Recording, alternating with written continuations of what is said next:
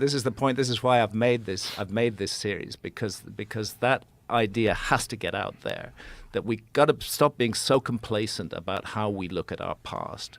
And for the very same reason, we need to stop being so complacent about how we look at our future as well. We live in a hazardous cosmic environment. It just happens that we live at a time in the human story where if we chose to do so, we could actually do something about it. What motivated you to get involved in this? Like, I know Fingerprints of the Gods you released in the 90s. It was 1995. That's when I first read it, and I became obsessed. What motivated you to put that out? It was a process, really. I used to be a current affairs journalist. I was the East Africa correspondent for The Economist. I had no interest in history whatsoever, but I began to come across things, particularly traveling initially in Ethiopia and then in Egypt, which made me wonder about the past. And, you know, standing in front of the Great Pyramid of Egypt is an awe-inspiring experience, especially when you've never seen it before. And in 1989, when I first saw it, I had never seen it before.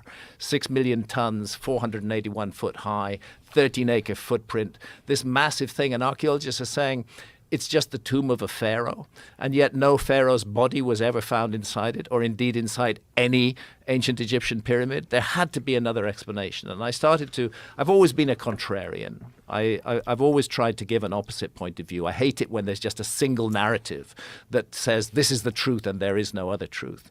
And so I felt it was important to start giving an alternative point of view, and I started to look into it in depth. Could there be something missing from the story of our past? And that's why I ended up writing Fingerprints of the Gods, to put that information before the public, to allow people access to information that they had not had access to before, and to begin to think for themselves instead of just accepting the word of the so-called experts. The experts know a great deal.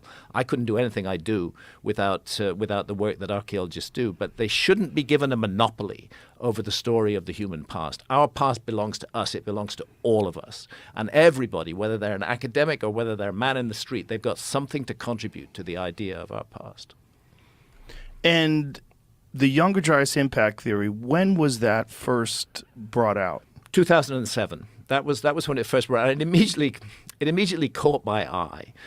Because when I wrote Fingerprints of the Gods, I proposed that there had been a gigantic global cataclysm about 12,500 years ago. But I didn't really know what had caused it.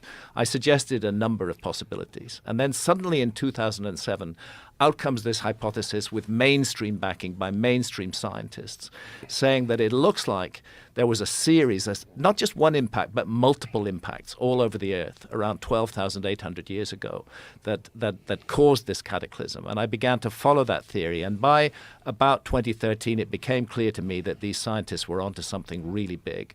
And I dived back into it and ended up writing another couple of books, Magicians of the Gods and America Before, which we talked about on your show back in 2019, just to try to put that information out there. And it's fascinating, really, very lazy, the way that archaeologists react to an alternative point of view. In my case, they almost never get to grips with the material that I've put out there in the books. They just say, oh, Hancock, he's a pseudoscientist. He's a fraud. He's a liar. But they never say why I'm a pseudoscientist, why I'm a fraud, or why I'm a liar. They just throw those words out, and you go to Wikipedia, and that's what you see. And the point about Wikipedia is that's the first place, if somebody hears my name or hears about my ideas, first place they're going to go have a look is Wikipedia. And immediately they're going to get turned off. And you can't edit my Wikipedia page. They've locked it, and it's controlled by a group of academics. So I do find this incredibly irritating, but the only thing to do is to keep on going. And this is why, frankly, Joe, your show has been so important, because you're one of the very few people who's allowed this information to get out to the general public, this contrary information which the mainstream doesn't want to hear.